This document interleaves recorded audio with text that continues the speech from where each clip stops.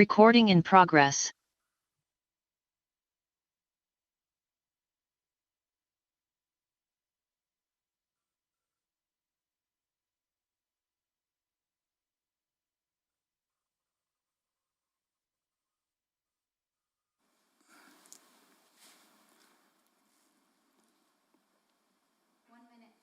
One minute. What are those handouts there, Tim? This is your script, so we know when to stand up. Claude, yeah. Smile when you do it.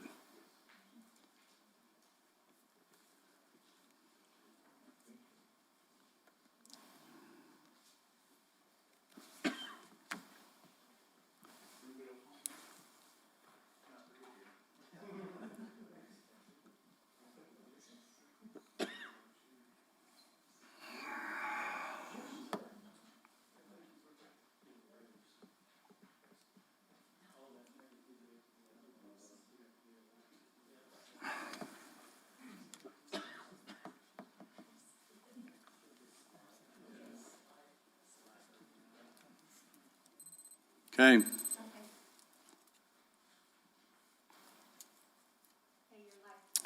Good evening, everyone. I'm Lynn Crawford, your mayor, and I want to welcome you to the State of the Village 2022 Town Hall meeting at 6 p.m. And we're going to have a lot of information out there for you. Just to give you a little description of what's going to happen, I'm going to cover some of the things that we did in 2021, a recap, and then we're going to talk about the overall state of the village, finances, projects, and things that we have in progress, and we'll cover finances completely. Towards the end, if you have any questions, we're going to open it up to the folks in the audience and the people that are out there in the internet, and so you can hold your questions till then, and we will answer them to the best of our ability. And I'm surrounded by some of our folks here in the village, the directors, so if we can't answer the question, it's not a real question, so I feel confident about that. But to the stakeholders of Ruidoso, I want to just start with a recap. Reviewing the overall state of the village, I can report that the roadmap from last year's strategic planning session, which we will be starting tomorrow for the next 2 or 3 days, was a success. And so we expect that 2022 roadmap will be a success also.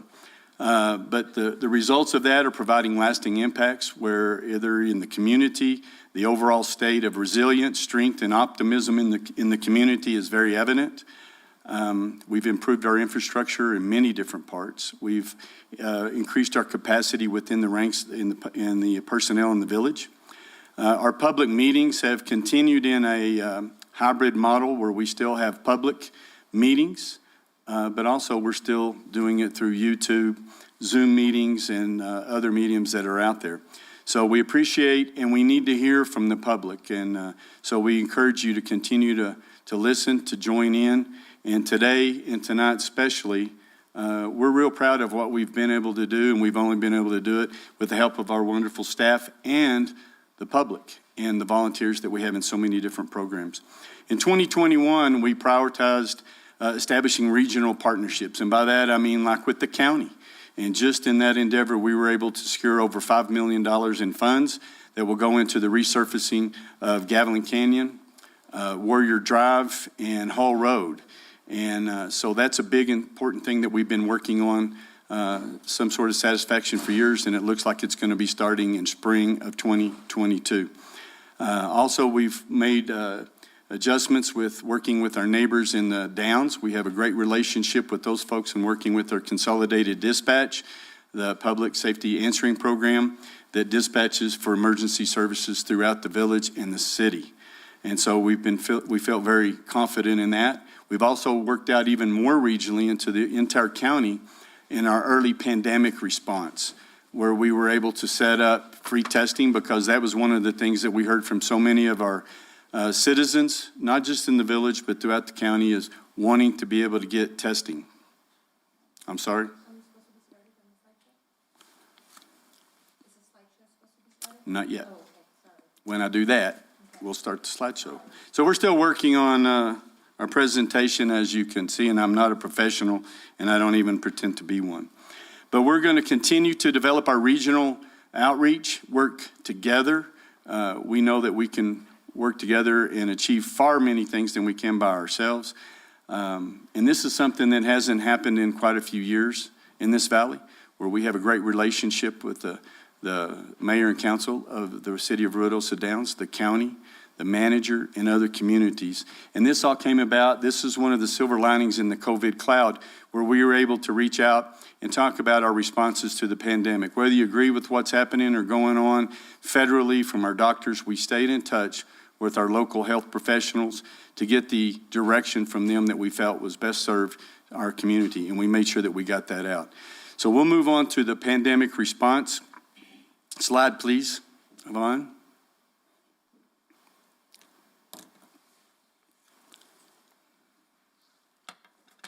Next, there we go. Our pandemic response, in the beginning, none of us really knew what to do in 20. And as we moved into 2021, the governor came out with the red, yellow, and green. We can go ahead and switch to the next slide, please. So we started coordinating with regional testing, as I mentioned before. We developed and implemented a marketing strategy so that it would enable the message to get out to everyone that wanted it. Whether you wanted a vaccine, we helped you find out where you get the vaccine. If you didn't want the vaccine, we weren't working on that for you. But we wanted to have the answers for the people that were out there that were asking their village to come through and help them out. We also provided outdoor tents to many of the businesses in the community to help them expand their footprint in the mandates that was put out by the state to limit people from coming into the business. So we worked with providing tents that we were able to acquire through monies that came in from the federal relief program. And we actually have set those up and maintain them at many businesses throughout the community, even to this day. We provided PPE to visitors in town. Many of you that go through Midtown have seen the sanitation station. We went to businesses handing out information packs with the facts that we had at the time. And in that was hand sanitizer, masks, and things of that nature. We also were able to secure American Rescue Plan funding of over $2 million. That's funding that we turned around and put into the community. A lot of them we were able to, in the form of grants, supply over 70 businesses with grant-free funding. So that helped a lot of the businesses. Next slide, please. As you'll see, financial stability has been a goal of this council for many years, not just my time in office, but this council has been very steadfast in watching our revenue streams, watching our expenses. As many of you know, when the pandemic started and we found out about it in 20, we immediately went into action and cut our budget by 40%. Well, we received a windfall because our revenue stayed up. But you can look this year, we're dealing with a total budget of over $103 million, operational budget of over $61 million. So what we're wanting the people to understand is that we're really operating a multi-million, $100 million corporation with several subsidiaries. And so we take that very serious. And so our employees take that very serious. We have worked on upgrading the personnel that we have with their information, the strategies that we employ, and many, many meetings on the different types of planning and programs that we tend to implement, that we want you to see. All of this is available online. And while it's hard to develop these plans, it certainly is a lot better to follow a roadmap so you know where you're going. And that's exactly what we've done. Now, the state requirement on our debt reserve is 1/12. Some years back, the council, and this was after the flood, and when revenue was very tight, cash balances were super low, they required, the council enacted a 2/12 requirement. Currently, we are in a position that we're actually reserving 3/12, which that's a quarter. So we're actually doing better, and we take advantage of saving our reserves, and that's only possible through the increased prosperity that all of our businesses see. That's through GRT. That's where we receive the majority of our money. Estimated cash balances for 2022 is projected to be $24 million. Now, our general obligation bond funding is at $1.5 million this year. It comes back up. This is monies that you voted on as the public to put in to help replace our aging water infrastructure so that we can fix all these leaks that our water department's out running, that we can stop and curtail as much as possible non-revenue water, because without water, as we all know, we don't have much. So that'll be coming back around here pretty soon for the GO bond. And this is something that doesn't raise your taxes, but that is actually put back in to repairing our water lines. Next slide, please. Debt reduction, we were able to retire over $8 million that the village owes on the wastewater treatment plant. That's our portion. Now, you'd think we could just pay that money off, but there's a penalty for early payoff. So we have put that fund, that money, that $8.3 million in a special fund that it will be used to pay off that debt in 2023. And as a result of that, we were able to, as a council, suspend $17 a month payment on your water bill. Now, that's a start. That's what we can see right now, but we're in the process of doing a rate structure, rate plan to see if we're structured correctly. Are we charging what we should be for the water, for the sewer, and for the solid waste? So that is in progress right now. Our debt capacity, the New Mexico state statute says that we should have, we can't borrow over 4% of our total average valuation. Current debt limit for the village, we still have almost $23 million available to borrow. Right now, we've exercised about $8 million of that through these GO bonds. Next. Gross receipts tax. This is the lifeblood, and you're going to hear me use that term a couple of times. Lifeblood is in, this is where we receive our money. Lifeblood is in the industry of tourism, of hospitality, which you'll see later is over $80 million in the Ruidoso area. So our highlighted revenues, actual receipts in 2021 was $14,800,000. And if you can see to your right, there's a graph depicting the gross receipts tax distribution. The blue is 2021, the green is in 2022. But you can see our projected revenues for 2022 is at $17 million. That's an increase of 15.7%.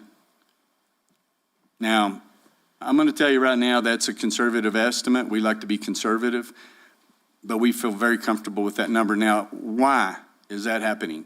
So some of the contributing factors that we've identified, besides living in nature's playground and living in a beautiful area with all the wildlife that we love and complain about, the busy traffic that we see, the short-term rentals that we have nearly 1,000 of that generate so much money you'll see later, all those things come into play, but some of the things that are now in play is destination sourcing. What is that?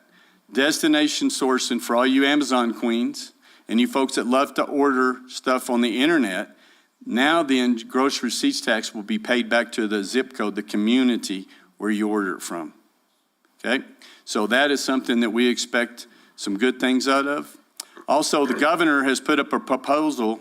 That proposal didn't come out very well, but the proposal to decrease New Mexico GRT, and it's not going to negatively affect the village's share. This comes out of the state's share, and that's for a whole other list of reasons that she has, but it does not affect us. The projected GRT from recreational cannabis is still yet to be determined. We don't know what that's going to be, but we expect it's going to be significant. So we're prepared to be able to handle that. And again, you can see the graphs that are available and see the dramatic increases that we've made in a time of pandemic, of a time of chaos in a lot of communities. And I can tell you from visiting with mayors, council people, managers from a lot of communities in New Mexico and some in Texas, they haven't fared that well. We've been very blessed here. Next slide, please. Lodgers Tax Fund. This is another user fee. This is where we receive money from people that come stay in our hotels, our short-term rentals, and you can see the same color graphs correspondingly to 2021 and 2022.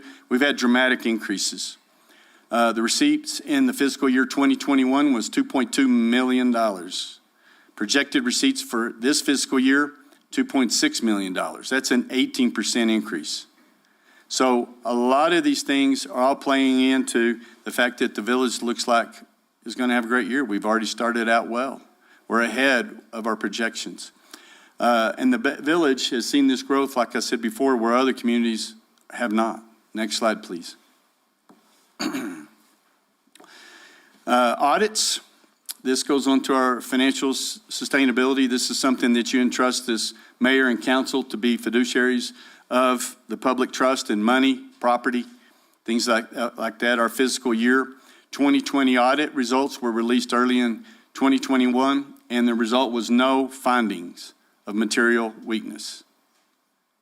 It was an unqualified audit. That's the best that you can hope for. So we feel very fortunate, but that was like number 3 in a row. Not to brag on our financial department and the plans that we've instituted so that we can identify and we don't make the same mistake twice. Not to say that we're not going to make mistakes, but the thing about it is we identify them and we do our best not to make them again. We have completed our fiscal year 2021, and the audit was turned in on time. And we expect good things out of that. We don't have the results just yet, and if I did, we couldn't talk about them until they're put out by the state. The overall financial health of the Village of Ruidoso is very prosperous. Both governmental and proprietary funds reported increases to the net position exceeding required services, and it's increased our cash position. And what this means is that we've been good stewards of the money. We've exercised everything that we can to its fullest potential. We've started programs within departments on cross-training employees so that we can have people work in different departments. And the gross receipts tax has been the gasoline for this engine for a long time. Next. Sustainability in facilities and infrastructure. We've made a lot of investments into capital projects, and that's to build capacity not only in the infrastructure but also in-house. And what I mean by that is we have all these projects that are going on, whether it be grindstone, Alto Lake, the streets, the sewer projects. These are just a few. We need a better management of that. So we've invested in, project management, and we have a department that tracks expenses, bullet points, completion dates, things that need to be done to keep us on time and on budget. And then we have a gentleman that goes out on the project management and actually looks at the jobs and stays on top of it and communicates constantly with the contractors so that we know what's going on, and if there's issues, we can handle them promptly. Some of the priorities that we've looked at is increasing the number of team members, just because we're talking about so many different projects, and you're going to hear more about a lot more of those. Grant writing and management. We've received over $17 million this year in grants. So you can see our focus is paying off. We expect it to pay off more than that. So that's something that we bring fresh money into the community that does not cost the taxpayer per se. It's all tax money, let's be sure to realize that, but this is money that does not come out of your pocket. Again, project management, staying on top of every project that we have, whether it's workforce housing, the sewer project, mitigation, bridges, it doesn't matter. And something new is aggressive lobbying. One of the things we've learned, it's not about red or blue, okay? It's about the green, the money that comes in. And so we have found that the people in Santa Fe are a lot like us that work in these different departments. They like successful programs, whether it's DOT, water engineering, outdoor economic development, resources, homeland security. When they invest in a project with you that you have shovel ready, they want to make sure you're going to complete that project on time and on budget. We've done that. We've shown that we are good stewards and a good gamble for these people to do. So we're spending time getting to know the secretaries of these departments, the people that make these things happen. And so we're going to invest in that even more this year, and we're going to go after all the dollars that we can. It's been said that it's a big trough in Santa Fe, and there's a lot of big pigs there, and we're a little pig. But it was pointed out earlier to me, and many times before, we're hungry in this community. We want the best for the community and the people that live in it. Next slide, please. Capital projects, right now there are $42,202,000 and some change currently budgeted projects right now in your village. That's a lot for a little village of 8,500 people. We get calls all the time, how are you doing it? And it's talking about the planning that we have, which is not easy. It's about training our employees, depending on our employees, listening to our employees, but listening to you, the citizens, the people on the ground that see what's going on, that reach out to your council, reach out to me and staff to report inconsistencies, problems. It's all of us working together. But some of the highlighted projects, Village Hall Edition, we're setting in it now, it's completed. Except for a few pictures on the wall and a few things that we need to put out, it's done. Why did we do that? Well, we had failing infrastructure here in the Village Hall, collapsing sewer lines. Things just weren't working that well. But a big part of this remodel and addition was for more convenience to the public. That we brought Forestry and we brought different departments that we had scattered all over the village into this house so that you, the public, when you come in, you can get answers for what you need without driving all over town. So we've been wanting to do that for some years, and thankful that we've been able to get it done. Cremato's Trail is completed. That's the trail that starts out here on Meacham, comes down Cremato's Drive, and ties into the links. That was money that was garnered from a grant. Why did we do that? People ask when they saw some of the trees that had to come down, and believe me, we love our trees. But we also love our children and the people that live in this community. One of the things that was expressed to our council, to myself, was that we need areas that our kids can walk and places to play and ride a bicycle. So you're able to get from there, which will eventually tie into Cedar Creek. We have resurfacing and repair of the Links Trail around the golf course that will start this summer. So eventually these trails will be tied in together, and we have future plans for even further than that. So we hope that you enjoy it, and so far it seems like the public, your comments have been very pleasing to us, so thank you. The Midtown Sidewalks and restrooms, that's completed. Through a grant through the Department of Transportation on some shovel-ready plans that we've been talking about for years on the south side, the shady side in the winter, sidewalk in Midtown. We were able to replace all the sidewalks from Country Club Road all the way to Center Street. So we were able to go through and replace all those sidewalks. I know that it was uncomfortable and an inconvenience to a lot of our businesses that were there and to some of our customers that come to town, our tourists. But I appreciate your patience. I think that the project manager and a lot of help from Parks and Rec, working with you, the individual business people, made it pretty painless. I know there was some dust and I know there was some noise, but the results speak for themselves. And thank you for all the positive comments that we've received on that. So we'll be looking forward to the other end of the south side of the street before long. But also in Midtown, we have a restroom that we were able to remodel, fix up that restroom. And also on the Commons parking lot, formerly known as the Mashburn property, we were able to install a brand new bathroom. So we were able to add additional parking and a bathroom. So if you can tell, we're trying to stretch the Midtown area so that people can access it from multiple directions. The Alto treatment plant rehabilitation, it's in progress. This is where you get about 80% of your water, village, through the Eagle Creek well field. That's where the majority of the village's water rights are at. It goes into the Alto treatment plant where we've improved the treatment process. The plant is truly beautiful. One day you should make a call and get a tour of it. But it's to have a better quality of water for you, the citizens. FEMA restoration, and that's one of your pet projects. Yes, sir. Mayor Pro Tem Salas, he's been after that for a long time, and it's taken us many years to get to these things. None of this stuff has happened overnight. It's taken years of planning, and I just get to be the lucky guy that gets to report on all the successes that we're having. And I really can't wait till next year because we've got a lot of things on tap for that too. FEMA restoration of the sewer line, it's in progress. Many of you know that. We've been talking about it since the year 2008. One of our counselors, Coughlin, is always laughing that the people that were just born will be on the city council by the time we get it completed. So we have a deadline and we're pushing very hard. We have been able to restore the lining and pipe bursting and some of the joints and access points of most of all the sewer line that runs from Upper Canyon all the way down to the sewer plant. Now then we're starting the mitigation phase, which will be lifting manholes. We'll start in with securing and armoring the sewer line that actually goes across in many places the river. If you've looked in the river at any point in time, you've seen what I'm talking about. So we want to armor that to protect it from any future flood events so that we don't have this happen again.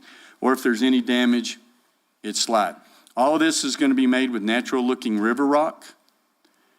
No more of that pink or tan gunite that was put on us in 2008 before we really knew what was going on. So we are better, educated. We've done our research, and now then we know what we're going to get. We have our project management team that is on top of that with our engineering firm and contractor, and we're moving right along. We appreciate the work that has gone into reaching out to well over 100 property owners, stakeholders that are in Upper Canyon to develop permanent and partial temporary easements so that we can get on and off of your property. So that has been a great endeavor, and we appreciate you, the property owners, with just how good you've been to work with. I really don't know that we've had any issues. So bear with us while we work on that. I know that we put in some new lift stations down there to Circle. That was quite a feat to see how big the hole was. But that's being covered up, and then we'll be starting with the restoration and covering that stuff up so that it looks as natural as possible. The Magistrate Court building, it's in progress. We've had planning and planning and planning. This is something that was put out by the Administrative Office of the Courts. We met some years back with Chief Justice Nakamura of the New Mexico Supreme Court. They expressed an interest of moving the Magistrate Court to the Horton complex. It will be located currently where the dilapidated tennis courts are at. So it'll be a beautiful building. The planning, I think we've got the plan. It's slated to get started this year and hopefully have completion in early 2023. The Town and Country water line replacement. This is a result of many years, over 20 years since the village had received a community development block grant, the CDBG, we affectionately call it. The village received $750,000 towards that. We were able, through other grants and everything, put together an aggressive mode of funding through grants that well exceeded the $750,000, where we're replacing the sewer line, the water lines, and the street. And it hasn't been without some issues because of all the rain that we received this summer.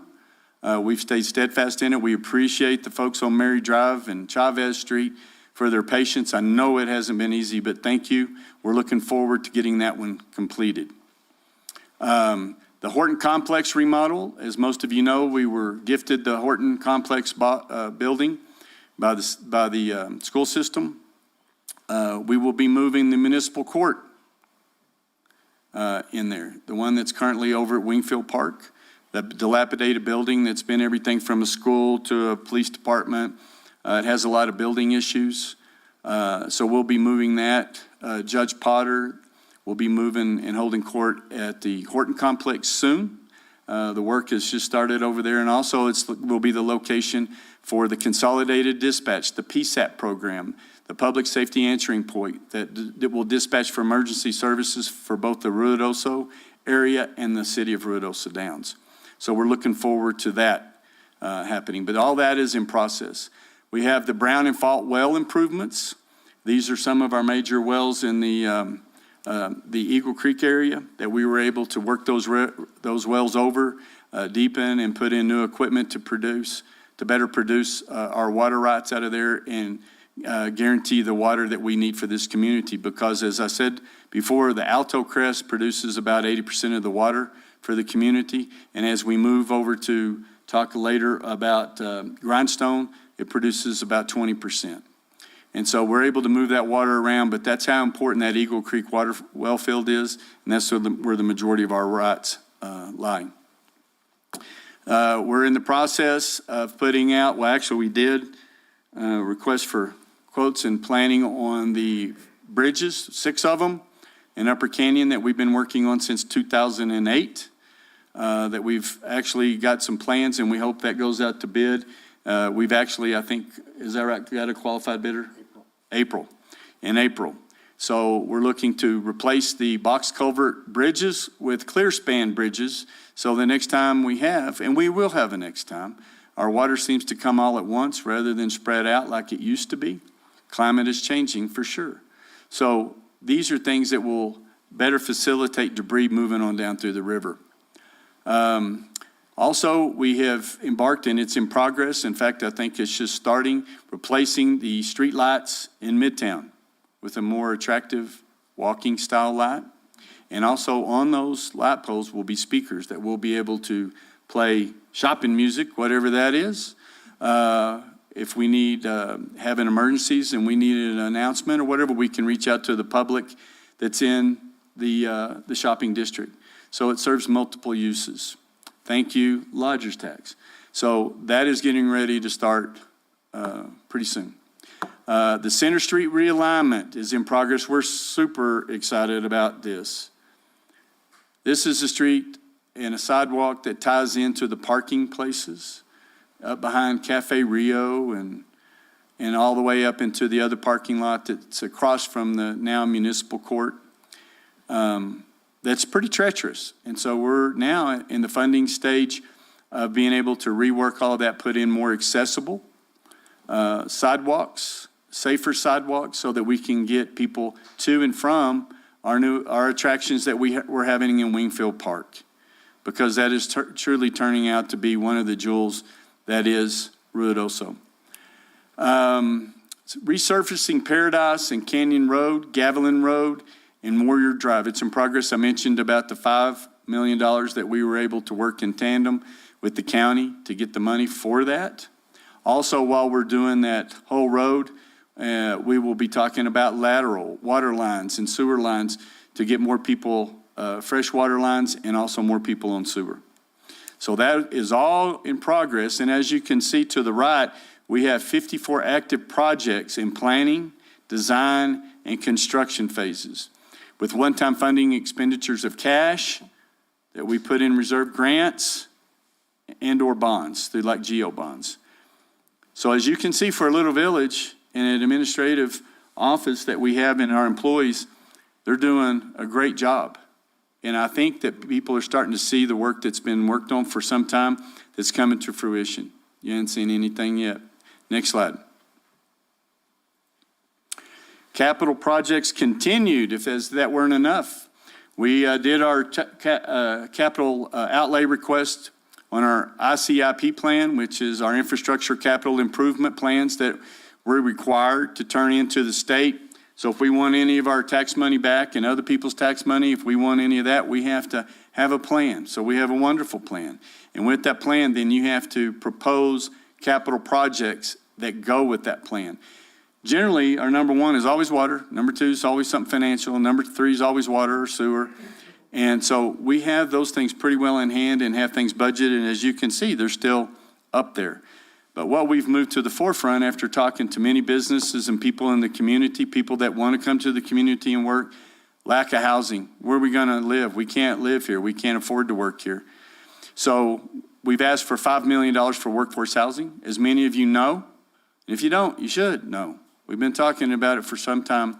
We have acquired some property over on Meacham, and we are under the stages right now of, we have a qualified builder to do a development over there that will house between 50 and 55 units. And the company's name is Mesa Apartments. So we're looking forward to continuing that and actually bringing that through. And the only way that we're getting this approved, we've tried several times, y'all know me, we've worked on it. Our housing board, workforce housing board has worked tireless on this. We've never stopped. We've got things we're working on, but it only works if it comes from you, the public, that you support these projects that we're putting forward and these plans. And so I've received a lot of calls in support of this, and I appreciate the calls because we do need your support, and the attaboys go a long ways with me. They sure do. Also, number two, for years we've been working on broadband connectivity. You know, I still laugh, people laugh at me when I tell them that we still have people on DSL. We've always been told that it's too expensive. The return on investment is not there to come in and put it in this mountain community. Well, we're asking for $7 million to remedy that problem. And in fact, we have put out an RFP to talk about what's it going to take to be the first gig community or one of the first gig communities in the state of New Mexico. And it's well within hand. And so we feel good about that. In fact, that RFP is going out today or tomorrow. Yeah, okay, I just want to make sure you said sure. So item number 3 is the E911 and the consolidated dispatch for $3.5 million. As you can see, these are big amounts. Well, one thing from our connections and the things that we've been working with about this money that's coming down in our lobbying efforts. We're told that there is buckets of money that's come down from the feds. And this is through a bipartisan approach at the federal level that has come to the state. The state has been ordered to get it dispersed. The governor's appointed a gentleman by the name of Marty Chavez, former mayor of Albuquerque, that he's in control of getting that money out. And so we're doing everything we can to work on getting that out. But $3.5 million to better ensure emergency response for you, the citizens in the village of Ruidoso and city of Ruidoso Downs. Number 4, water, wastewater, and roadway improvements, $6 million. It kind of speaks for itself. We can always use the money to fix our infrastructure. Number 5, outdoor recreation infrastructure development, $5 million. What does that mean? We live in nature's playground. One of the things that we talk about is we get inundated on weekends and that everybody ends up congregating at certain locations. One of the things that's in our plans is to be able to move people throughout the city. So we have, projects and master plans for Grindstone Lake, which involve you, the public, the neighbors, talking about what you would like to see, what you don't want to see, what you'd like to have at that lake. Alto Lake and Reservoir, same thing. Now we're working on Moon Mountain. That's a wonderful little project I love, that we now have the mountain over here that we've got through partnerships with many of our people in the community that have done it tirelessly out of their own on their own labor, building a world-class Frisbee disc golf course. And some people say, well, I don't play golf. Well, that's the beginning. Can you imagine, if you will, people come here in the winter to play in the snow. And so if we're able to put in one of these magic carpets, the little rubber escalators that can take the little kids up in the corner where we've made snow so they can play in snow while mom and dad are sitting down at the base with a little building drinking hot coffee and cocoa. I mean, these are all things that we can do.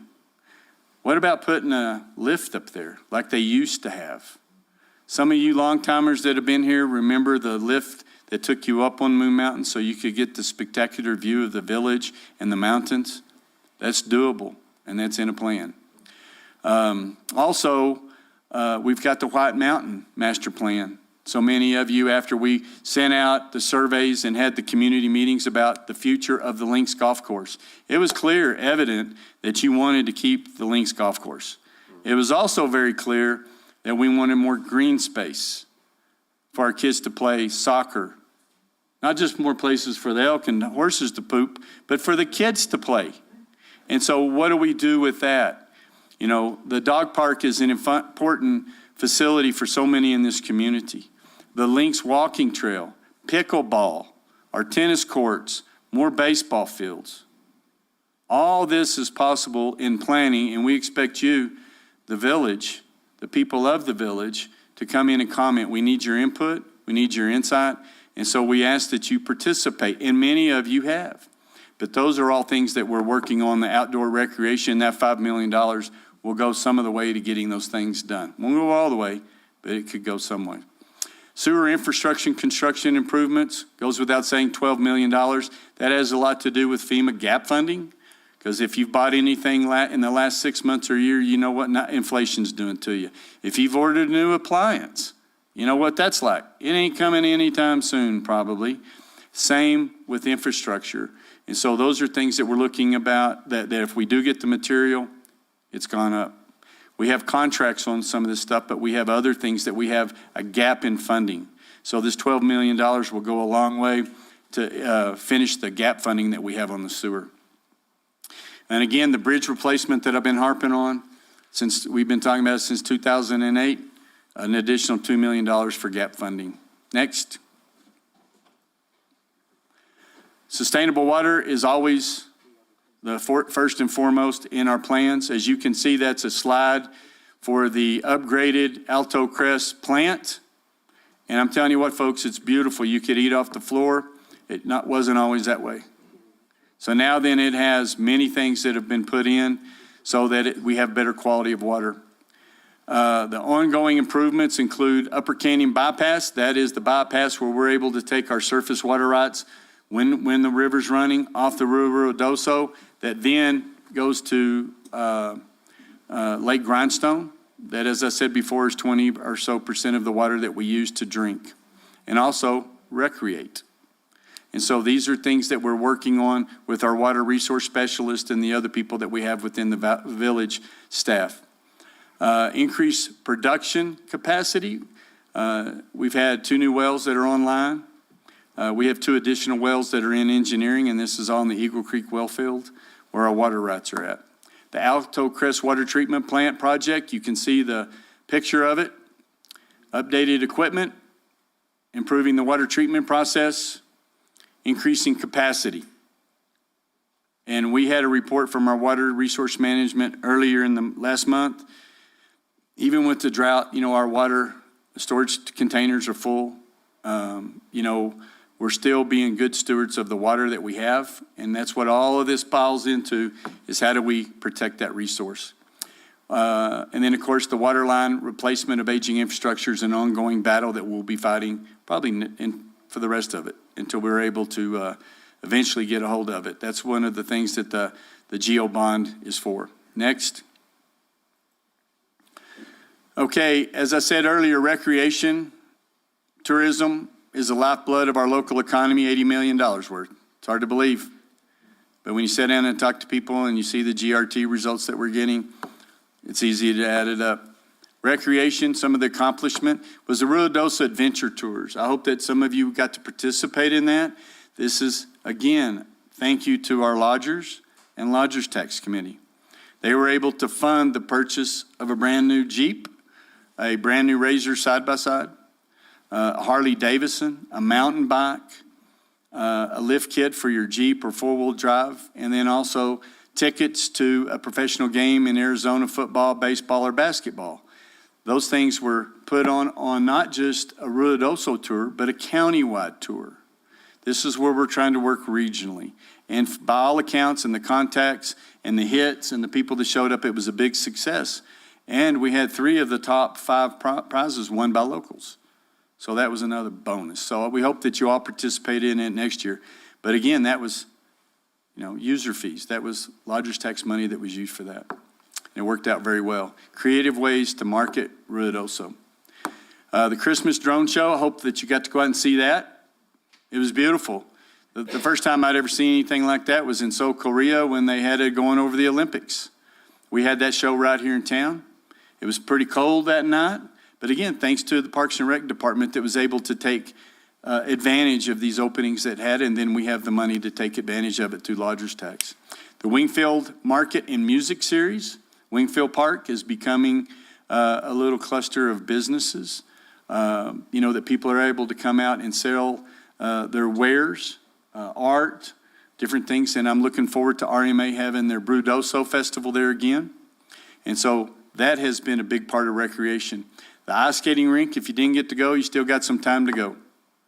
That was a great snag by the Parks and Rec Department that brought it to the lodgers tax in the county, and we said, yes, that's good. So many of the locals through the Free Local Day has been able to take advantage of that. But also it's been a big revenue generator, again, from user fees, so that we're able to turn around, and we're also looking at maybe making something like that permanent.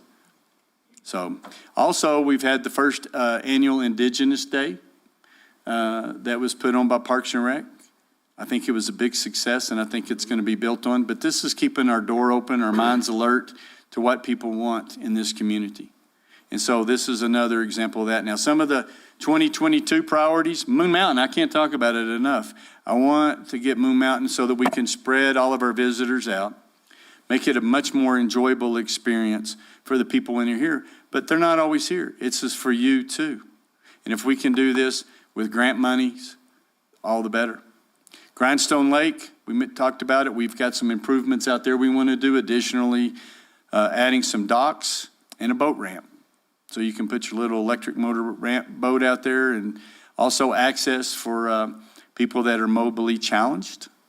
And of course, we're stocking these lakes right and left. It's built into the budget. And so I know there's still a lot of big rainbows, and I hear there's some golden trout that are out there. And I hear reports all the time from the people catching fish. So if you haven't done any of these things, so many of the people that live here, work here, go home, you don't experience what you live in. Remember why you moved here? why you're living here, and get out and experience some of these things. Eagle Creek, we this year have expanded our agreement with the proprietors of Winter Park. That is village property. So we worked into increasing the public-private partnership out there so that we look to see very soon a coast, what is it called, a sky coaster? Alpine coaster. What? Alpine coaster. So we're going to have an alpine coaster up in the trees with great views, and it's going to be another added amenity to outdoor activities, plus the increase in the footprint of the park so that we will also have beginner skiing and snowboarding. So one thing that we need to do, folks, if it hadn't been clear, and maybe I haven't been making it, we need better control of our winter activities. What can people do when they get here? And we want to provide things where they can go, enjoy, and spend their money, that we can have good jobs for the people that live here and the kids, and then you all get to enjoy it as well. Alto Lake, we'll talk a little bit about the building that we purchased down there and some of the plans about building a kids pond. It's right now known as the duck pond. Cleaning that up, we've got permission from all the authorities in the environmental world that we can move forward. We're looking forward to that. We've added walkways, stairs, and I believe a dock is in the works too, so that we can provide better access to the lake for recreational. Now keep in mind, we're always monitoring the water control, the quality. First and foremost, this is drinking water. But if we can recreate off of it, and with the improvement in the water treatment that we've had at our plants, it makes it all possible. But first and foremost, it's drinking water. Master plans, we've got a lot of master plans. We've learned a long time ago, when we look at a project and people have a lot of ideas about what they want to do, what should happen, that we talk to the public, we talk to you, we start doing planning. That we come in there and ask what you'd like to see and what you don't want to see. So we have master plans for virtually everything. And when you hear about one that you're interested in, please get involved.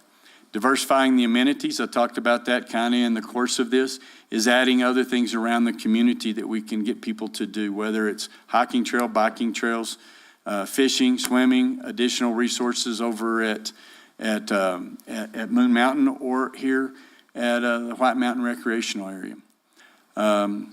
Again, we're looking at public and private partnerships, kind of like what we've done in other areas. The Links is one.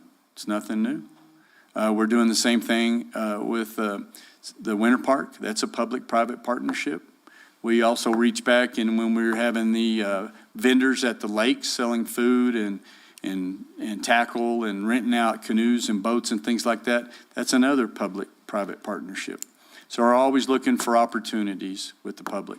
Next, please. Tourism. Some of the top 2021 achievements is that we were able to hire a new tourism director and convention center historic resource manager. Okay, that's 2 people. It's a mouthful even for 2 people. But we're able to isolate and look at where we're going and making plans again with our tourism, team tourism, and also the lodgers tax. We've successfully launched the Ruidoso Venture Tours. That was a new concept for us, and it was seen as highly successful. We received an additional $104,000 in matching co-op dollars from New Mexico Tourism Department called New Mexico True. And if you see any of the TV programs and you see a beautiful advertisement, they're done super well.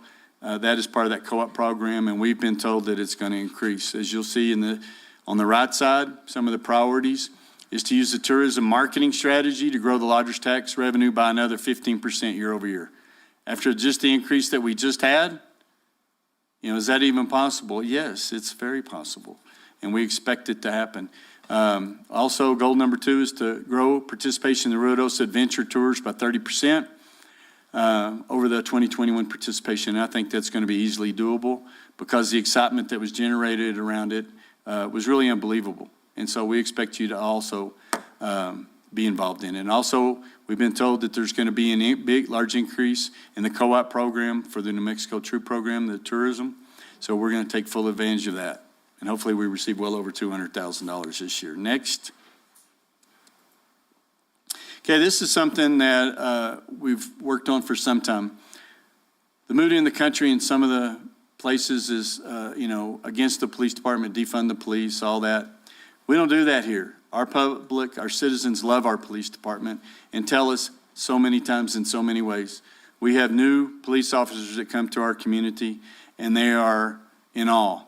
They said they cannot believe how receptive the public is, how endearing. And so these are things that we want to build in. We had a change in the administration this year with the retirement of our last police chief. And through a nationwide search, no kidding, nationwide search, we had lots of applicants. So we put up committees that went through and graded the applications. Do they qualify? Are they what we're looking for? We had them from Chicago. We had them from all over. You can imagine. And then we narrowed that down until finally we got to 9, I believe it was. And then we invited those 9 to come here to the convention center so that we could have a meet and greet. And so we invited you, the public, and many of you did show up. And I don't know if it was a surprise, but anyway, Chief Chavez came out as the highest rated scored from all the different committees. And I think it's turned out to be a great decision. And you're marked by your last, 2 hires, as they always say. And so I think we've done some pretty good hiring and a lot of returns on what we're paying for. So with the administrative change, we're looking at a culture shift in the police department. What am I talking about? Well, for so many years, the police department was seen as an autonomous department. And we want them to know they're part of the village. The village is part of them. And so we're working with the police officers on something new that's called community policing. And this is just not a fancy catchword that you hear on the news. Everybody's doing community policing. What does it mean? What it means to us. What it means to us is we want the police officers' faces and names to be known by you guys. Moreover, we want them to know who you are. Because most of the time that we ever run into a police officer is usually in a not so nice time. It's usually in an emergency, health emergency, car wreck, ticket, shooting, stabbing, heart, all these different things that we usually see our police officer. We want to change that narrative. So if you haven't noticed, they dress different. They're no longer in combat gear, but they're bulletproof vests on the exterior.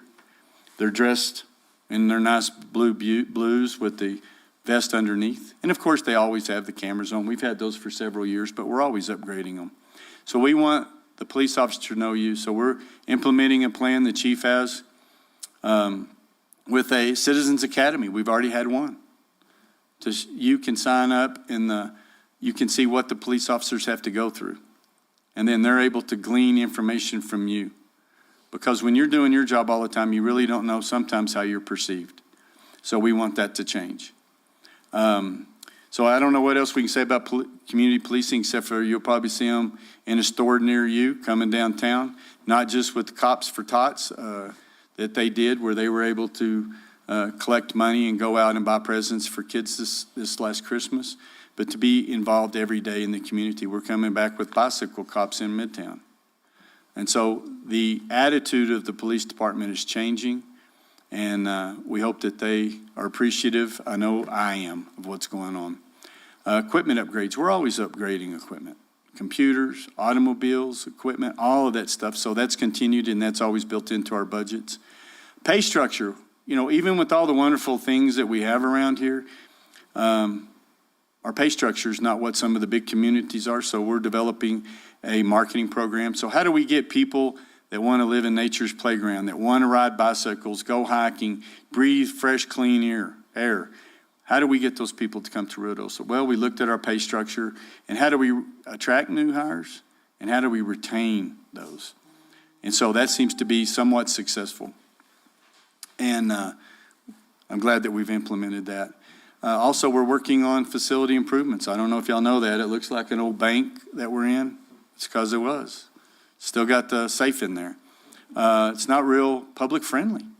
And so we're looking at what can we do to have better access, that if there's an issue that you need to visit with the police officers or whatever, that you can have some sort of access in a protected environment. So we're working on those things, lighting, some flowers, maybe some new paint. Next slide. The fire department, same boat. we've been losing firemen, okay? And y'all can text me after the show, after the presentation. I know some of you are watching, so stop it. Anyway, we were losing firemen to other communities that could pay more. So we've looked at the pay structure. The council spent a lot of time in developing a new pay structure so that we can also retain and attract. We've also combined the fire department with the Air Force so that we have 24-hour coverage at the airport. We've purchased a new fire truck through a grant, $650,000. Thank you, fire department, for going after those firemen's funds. And so you can see that nothing ever stays the same. As soon as you shift your focus from one department, you have to start coming back to the next department. And this is something that all the counselors participate in, with being a liaison or whatever to each one of those departments, setting on a committee, and you learn what it takes to keep these people here. It's not that they want to leave. They're just like you and I. They need to provide for their families and their future, and so they're going to go where the money's the best, where the living's the cleanest. And so we want to make that, if possible, here. Next. Community services, providing for sustainability. As you can see, the following departments. Let's just talk about a few of them. And we're going to be talking to these folks in depth starting tomorrow. They're coming with their plans, their goals for the future, and the council has our own goals and expectations for the future. So we have to make those things work together with a thing called the budget. And so this is where it's not a lot of fun, I assure you. Solid waste. What can I say about solid waste? Those guys are awesome. Have you ever seen a level of services where they'll come, you drag your pine needles or slash to the front of your house, they come pick it up with a grappling truck. We get calls all the time that because of the short-term rentals, they filled up your trash bin. There's no other place to put another dumpster, so they send somebody out to dump it. And the photo ops that we have so many of our tourists that plan with the bears and the raccoons in the dumpsters by leaving the lids open that create a mess that sometimes goes for blocks. We have a bear mess team. Those guys get out there all through the pandemic. They were working all the way through it.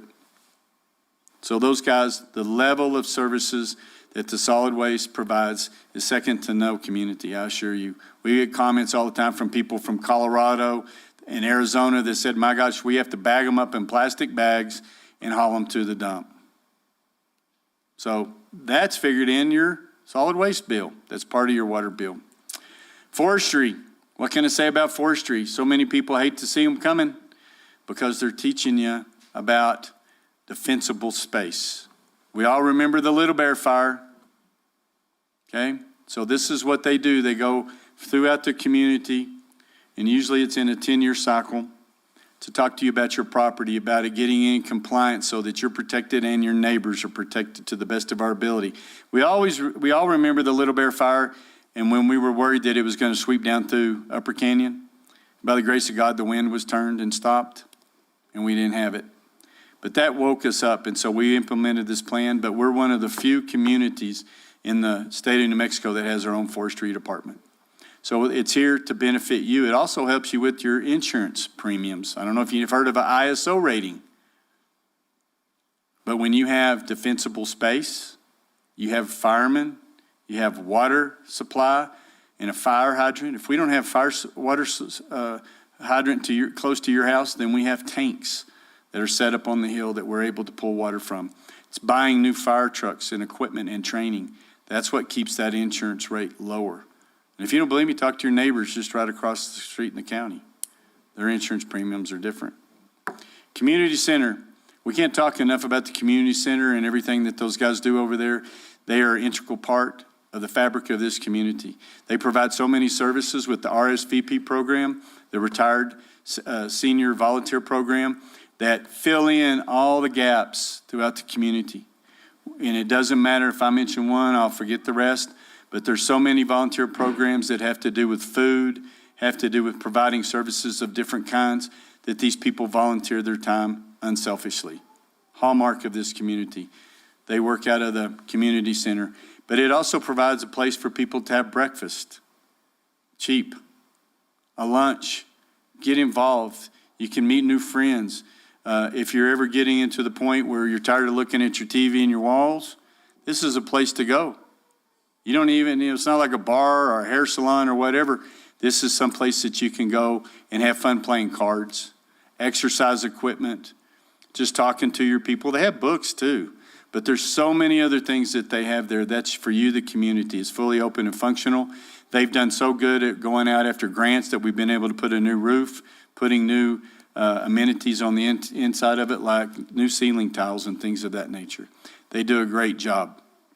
The swimming pool, everybody knows that swimming pool as old as I am, and I don't move like I used to. I leak too.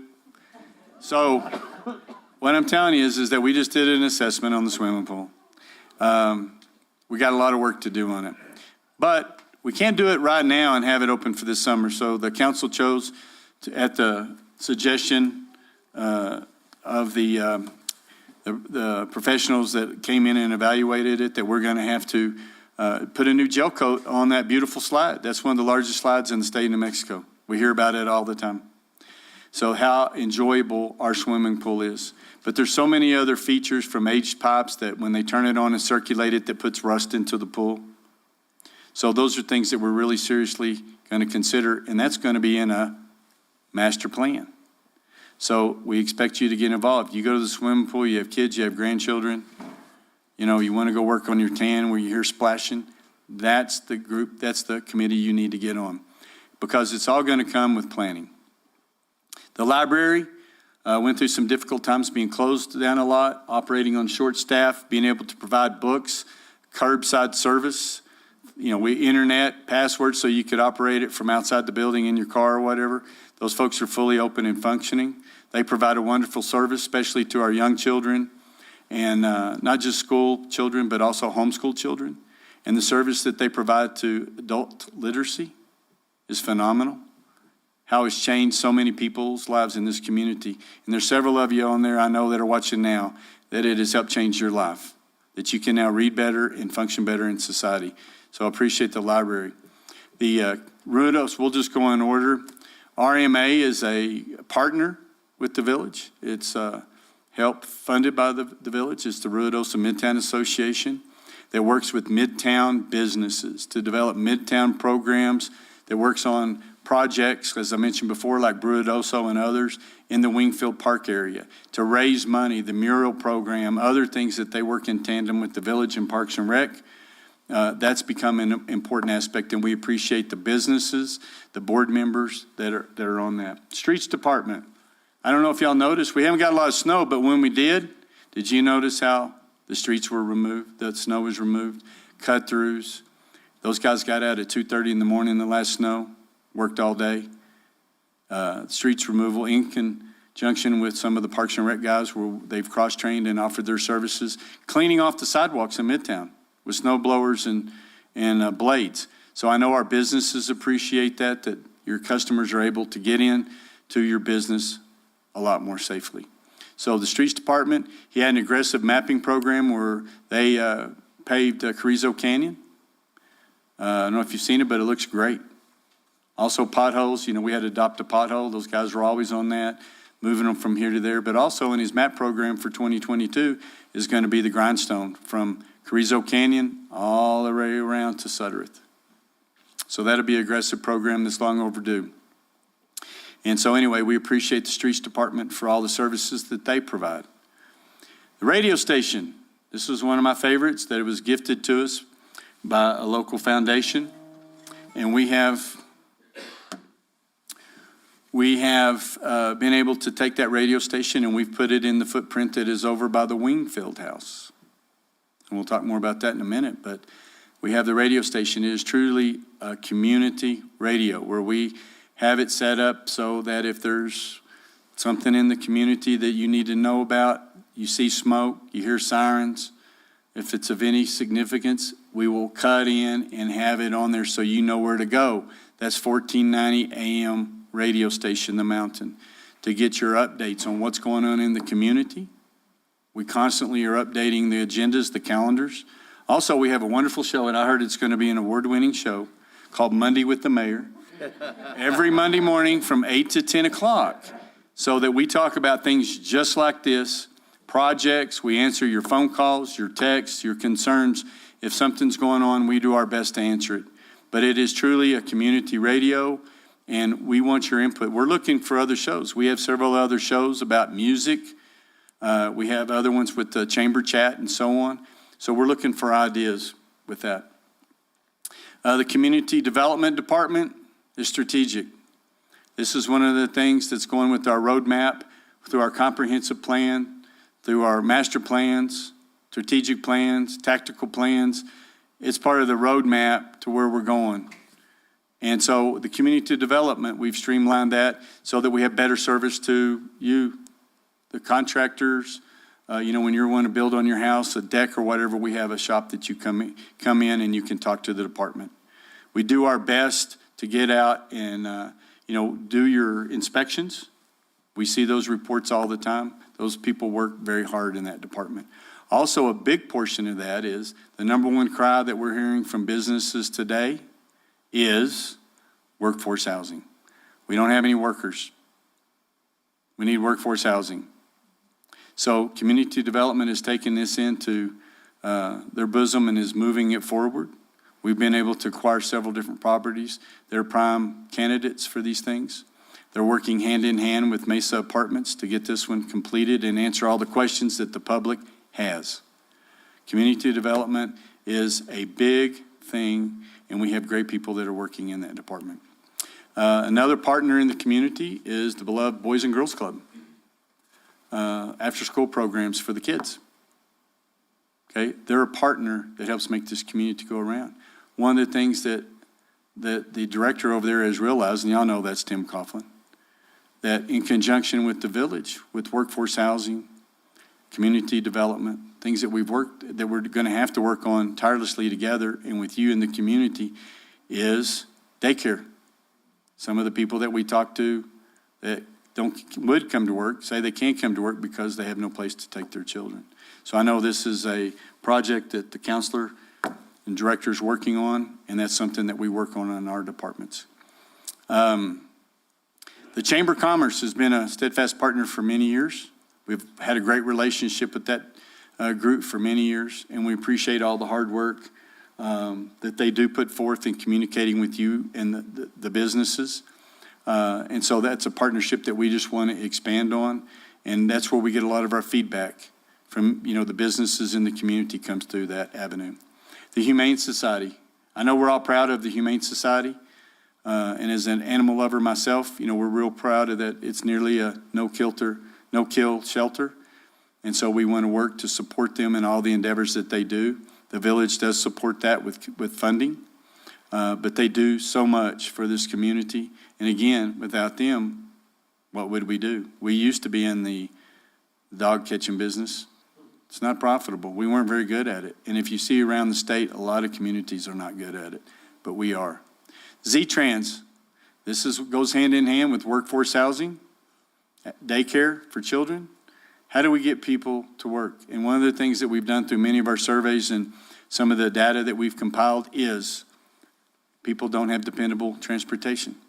So it's hard for them to get around. So we have been able to work in conjunction with the city of Ruidoso Downs and Mescalero, the tribe, to be able to have Z-Trans in another public-private partnership. Next slide, please. And there's the beautiful faces of the people that make this happen.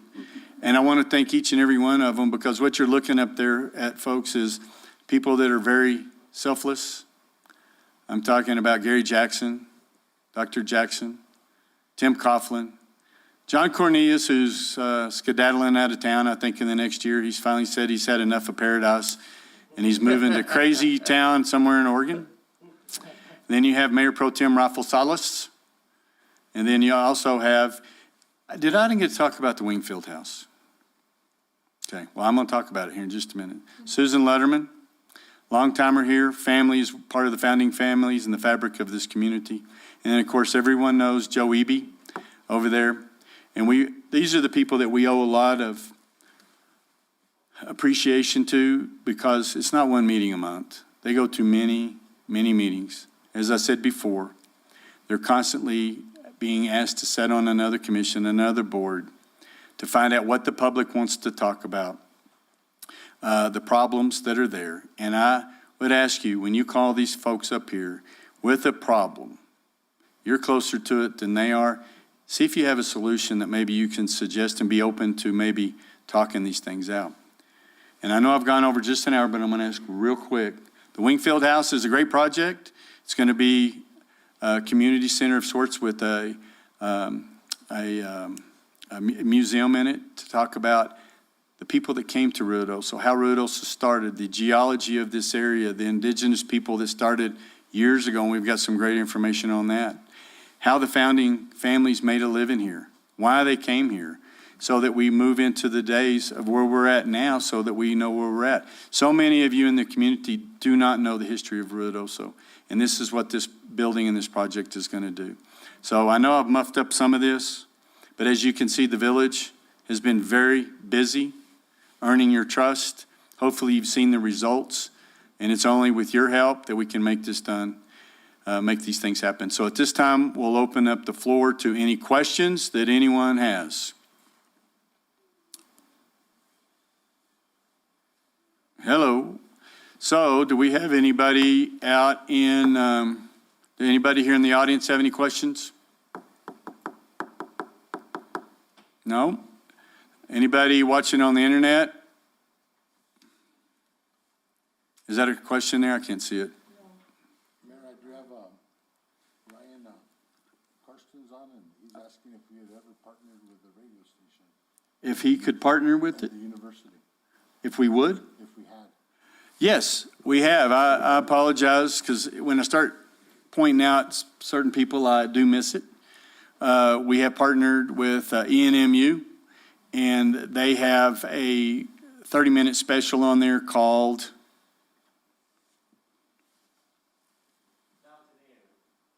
Mountain Air. And I do listen to it. I just couldn't remember it. And they have a wonderful show on there where they talk about things that's going on at the college, the things, the opportunities that are there. And so that's another one. But yes, thank you, Dr. Ryan, that he was, you say Dr. Carson's? Oh, yeah, it's nice to hear from you, Dr. Carson's. We haven't seen you in a while. He moved off. But yes, we were. Thank you for asking. Anybody else? Sometimes it takes some of you a little bit to warm up. I've got all the brain power here, so. We got Kendra King just saying great work. Thank you, Mayor. Thank you, Kendra. Kendra is head of the director for the RMA and is becoming a real shining star.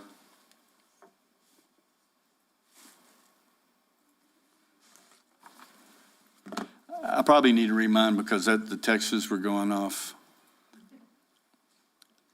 Okay, this person would like to know where we were able to get all the money to buy the properties that we've purchased. And a lot of that comes from, GRT, working smart with our money, being very frugal when we have to, grants, a lot of grants. For example, we were able to purchase a piece of property in Eagle Creek, the Edelweiss property. And why did we buy that? We're not building anything on it, but we did it to protect our watershed. We were able to purchase this property over here at 602 Meacham, which is the proposed site for the multi-family housing unit that I think is perfect for that. We had, is that 602 or 605? I believe it's 605. 605 Meacham. And then we also have another one at 1104 Meacham, next door to Michael J's. We were, the other way around. That's, again, we're going the wrong direction. That's 605. Right. Okay, that we were able to purchase that property. And all this just came as we talked about how the GRT has picked up, and that we were able to save that money. And we've been working on some of this stuff for years. The whole property, that was formerly known as what people called the horse properties. It's when you go into that area to the baseball parks, the dog park, that's that house that's right to the left. We were able to purchase that property, and it's still in the planning stage. That's what the White Mountain recreation complex is about, and that's where the input comes in. But that's where it is. We've been saving this money for a long time. We've developed a lot of revenue, and we know that businesses are successful. We talked to many of them, and they say it's the best year they've ever had. Any other questions? You're making it too easy, folks. I mean, we were loaded for bear. So anyway, I'm not going to keep you all night. I know last year it was over 2 hours long, and I'm just about 1 hour and 15 minutes, so I think I've done pretty good. But again, it took a lot of work. I want to thank the staff for putting together the presentation. The financial department who's here, I really thought that somebody would ask you some questions, Judy. I think the IT department, because even though we've got great equipment, it always fouls up, and I think it's worked flawlessly tonight. But again, get to know your police officers, your firemen. We want you to understand that the projects that we have going on in the community, especially the sewer line project, we want to get this thing done. So your cooperation is appreciated, your input is needed, and we appreciate the people that work in that department immensely, because it's not an easy job. But it goes out to all the different departments. Every time that we have an event, I'm so impressed with the way that our employees work. We really do have some of the best employees in the world. So, and staff, and I applaud the village manager. His creativity, his knowledge is really so invaluable. I mean, it's been able to put a lot of the vision and dreams that we've all brought together in play. And again, to the council, again, say thank you to these people for their service. It's not that easy of a job sometimes, but I appreciate all of your service and everything. And then again, to my wife, Tracy, for putting up with all the meetings and all the phone calls. All the phone calls. And she just leaves me usually at the front of the grocery store or at the restaurant and goes on and finishes her dinner. But she loves this community just as much as the rest of us. And so that's her part of giving right there, is letting me work for you. So anybody else, this is going once, going twice. To invite everybody to tune in to our strategic Oh, planning yes. meetings. Tomorrow, starting at 9 o'clock. 9 o'clock, we will start our strategic planning meetings tomorrow. And so they're pretty intensive. And you can see here's just the hard copy that we'll be going through. It's every department within the village that will start tomorrow. And you're able to tune in on YouTube. So it's very easy to go. Just go to the Village of Ruidoso when you're on YouTube, and you can click in and join us live. And would love for you to tune in to Monday with the Mayor at 8 o'clock to 10 p.m. every Monday. How would I say? PM. Yeah, 8 a.m. Well, it is past my bedtime. So 8 a.m. to 10 a.m., tune in and ask questions. And we're going to be doing interviews with candidates. We're going to be highlighting businesses, talking to bankers about financing, business purchases. How does that happen? How do you get an SBA? And also fraud alerts. What do you do to protect yourself? So these are all the little things that we do that we hope that you enjoy. And again, we need your input. And if there's no questions, we bid you a good evening and a good night, and hopefully to see you soon. Thank you for all your comments. Good job, Mayor.